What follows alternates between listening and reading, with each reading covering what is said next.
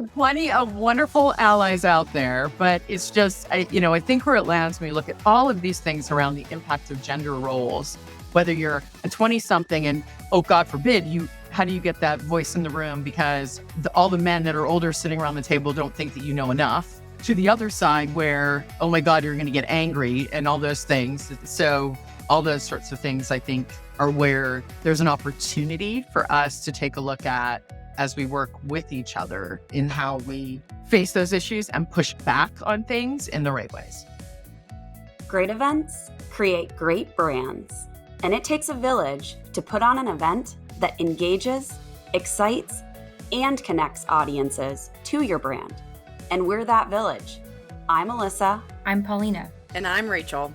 And you're listening to Great Events, the podcast for all people interested in events and marketing. Hello, everyone. What has been going on in this wide, wide world of events? My name is Alyssa, and welcome to this week's episode of the podcast, Great Events, a podcast by Cvent.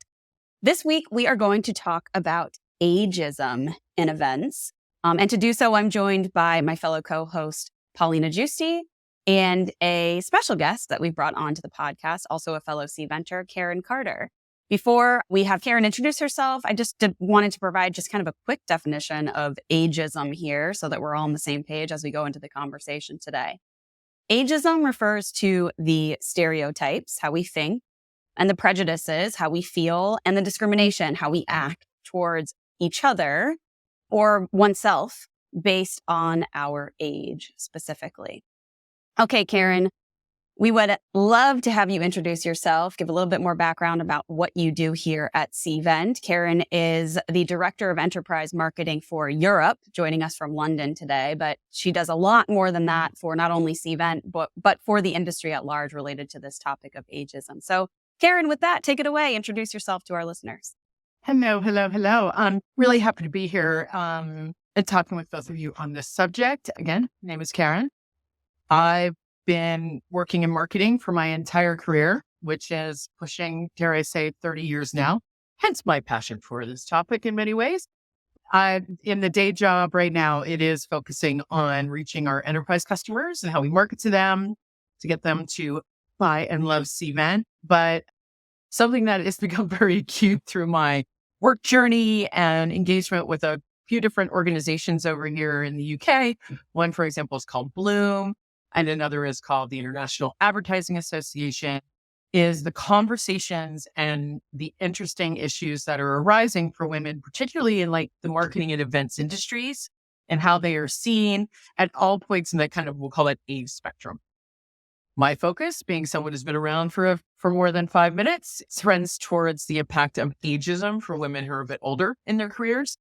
But increasingly, we're starting to see all this really interesting data around the impact of, there's a recent Harvard Business Review report that we were talking about where it's like, well, if you're 30, you got a problem. If you're 40, you got a problem. If you're 50, you got a problem because you're either maybe getting married or wanting to have children, having the children, then coming back, or leaving for a long time and then trying to get back into a workforce. And then once you maybe hit your stride again, then perimenopause hits and all the fun that goes along with that. Or you have to, I think, Holly, you were talking about this yesterday, was you have to care for someone who's elderly. All of these things seem to hit women more acutely than they might hit men. And so these are things that I spend time working on, writing about, shouting from the rooftops when I can. When I was going to say, even talking about hitting something acutely, the meetings and events industry, and I don't know the exact numbers. I didn't actually prepare this data point, but as you were calling this out, Karen, with specificity to the meetings and events industry, I think latest survey results say the industry is comprised of somewhere to 70 to 80% females. So the data that Harvard Business was providing can be felt even that much more within the meetings and event industry, just based solely off of the makeup of who's in this industry specifically. Well, yeah. I mean, I heard a story. In this case, it was more in around like the real estate sector from a friend of mine just last night. Her sister went back into the workforce after 15 years, working extra hard, working the longer hours, not asking for stuff, trained up 2 people who were 20 years younger than her, and they both just got promoted over her. So so there's some of those things that hit. In that case, it's a woman who's coming back into the workforce. And when you think about the events industry, and to your point, 70 to 80% of people, and yet most of the time when you look around, and I can't remember the stat either, it's like 80% are run by men. And this is, all right, I don't want to make this like the militant feminist standing on my soapbox, beating up all Hey, men. we're because here for it. You got 3 female hosts. There are plenty of wonderful allies out there, but it's just, I think where it lands when we look at all of these things around the impact of gender roles, whether you're a 20-something and, oh, God forbid, how do you get that voice in the room because all the men that are older sitting around the table don't think that you know enough, to the other side where, oh my God, you're going to get angry and all those things. It's like, I also wearing my pink for those who've seen the Barbie movie and America Ferrer's speech and things like that. So all those sorts of things, I think, are where there's an opportunity for us to take a look at as we work with each other in how we face those issues and push back on things in the right ways.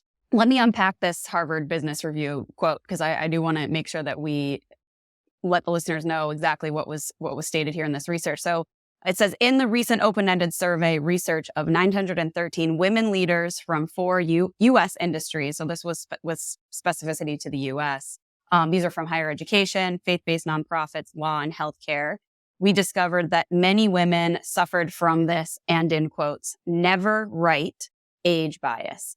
Conceptions of young, middle, and old age are often based on perceptions and vary between workplaces and contexts.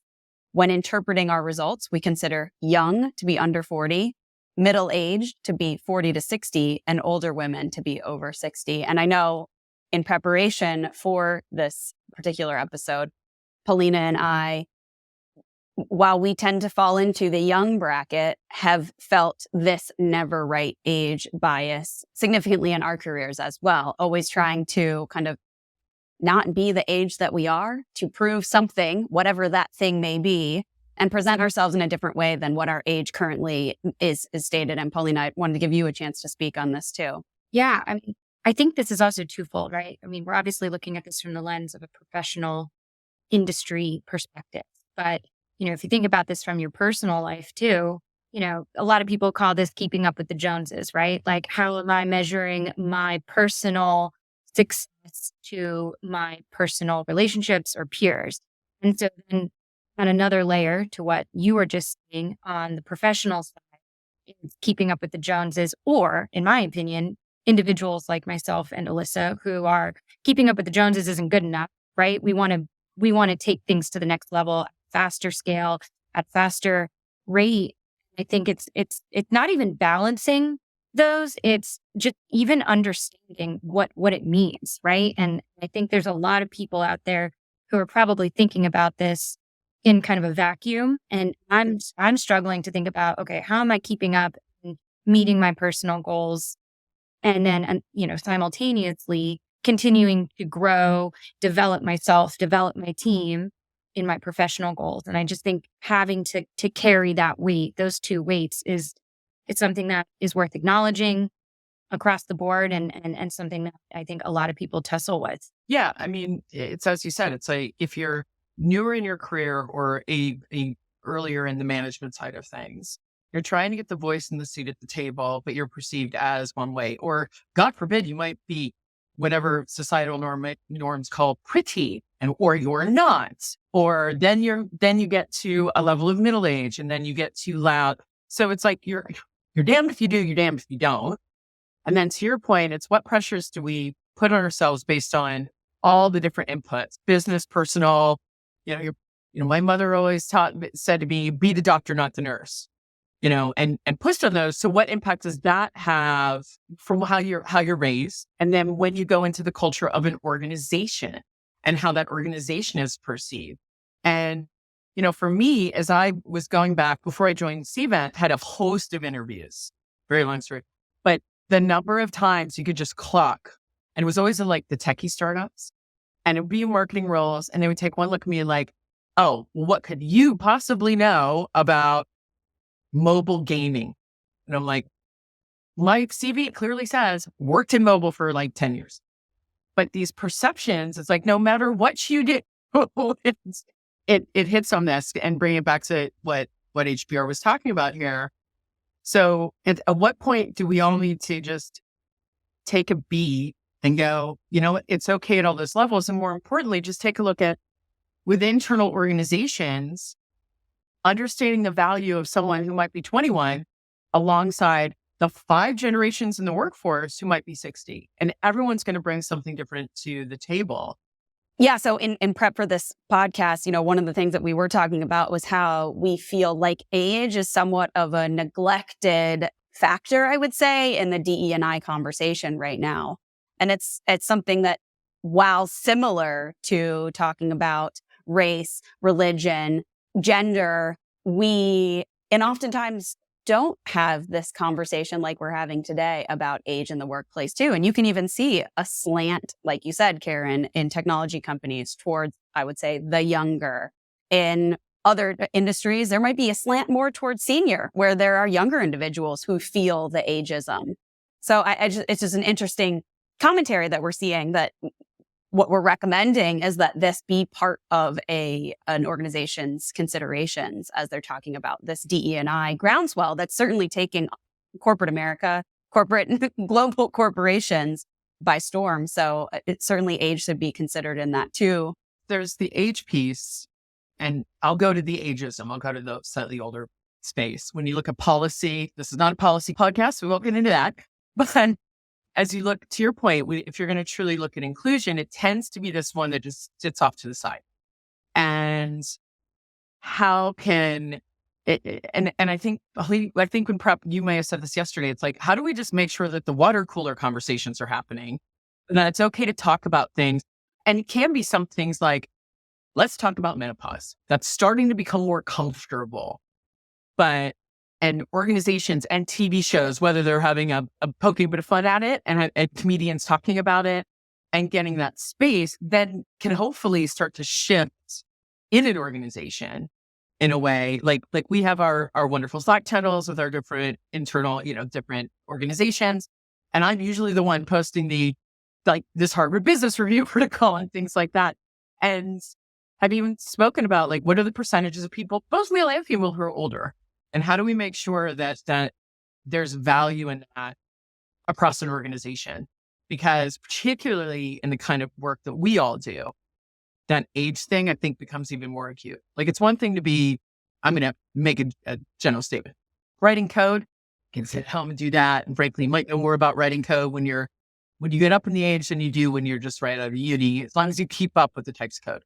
As a marketer or an event professional, do you actually age out of that? Because how could you possibly, in the same way you can be keeping up with trends and still be able to run up the side of mountains, but you couldn't possibly. What's interesting is my partner is actually a coding developer, and would feel completely different to what you're saying, Karen, where it is really hard to keep up with the pace of technology and the speed and change of those things. But I think all of this comes down to showing respect, showing grace for those that came before, for those that are coming.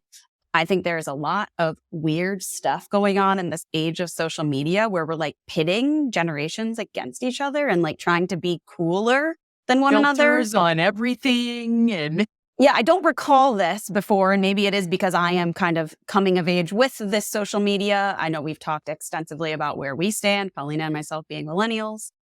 But I think it's odd that we are trying to trash talk each other's generations as opposed to pay homage, pay respect. Have you heard my first name? I think, kind of going back to what you just said about the water cooler opportunities, to kind of bring it back to event professional perspective, what I do from, the passion side of event design to the professional side of event design. We have an obligation, and we've said this before, we have an obligation to make this part of the experience. And because events complement so much of what happens at the corporate brand level, at the policy level, there are so many learnings that extend from these community meetup opportunities. And so I think to kind of bring it back to the industry view, we have a responsibility to say, how are we bringing, members from different age generations, demographics, and aligning them to feel comfortable talking together. And I think, that's where it kind of gets hard too, because, you do need someone to kind of facilitate the conversation. I don't think and this is an assumption, right? And a generalization, but someone who's, been in their career for decades and someone who's brand new, how do you create the likeness, or how do you create something that they can both resonate to? And the event is that, right? Like, we are both here. So what brought you to this event? What brought you to, this unique experience? And that's how we're able to create, I guess, a legacy of bridging these gaps. Commonality and connection, right? Yeah. And there's so many unique things that like I've seen come up, like, and have come up in these organizations I work with. When you think about these live experiences, and especially now as people want to get back in that room and there's that comfort, how do you facilitate those dialogues? But we've talked about things like reverse speed networking. I can learn as much from someone who might have just walked out of the university, whether it's on a specific career path, it's how they think, because that's going to inform how I do a better job as a marketer or as a planner for an event. How do we set up? We talked a little bit about this. What does the panel makeup look like at an event? How are we thinking through these? Because it might be, because what are the defaults? And if you look across diversity spectrum, it could be LGBTQ, it could be color, it could be gender. Age tends to be the last one. And one of the best panels I ever saw, like, I actually have a dream of doing a panel about being Karen, and everyone on the panel is named Karen. Oh, wow. And I already know who I'm going to get. Like, the dream panel, there's two women I know from industry, both of them were, we'll say, a little bit older. One happens to be white, one happens to be black. But then there's a woman, do you guys remember Karen Gillan, the actress, who she did the movies, the Jumanji movies? She was old. It was kind of Karen, much younger. I'm like, this is my dream panel. So we get all the ages in the spectrum to talk about these experiences. Sounds great. I would 100% watch that. Those are the kind of things when you look at live, like particularly live events or any event, Paulina, where I think we have such an opportunity to tell those stories and make that part of the dialogue.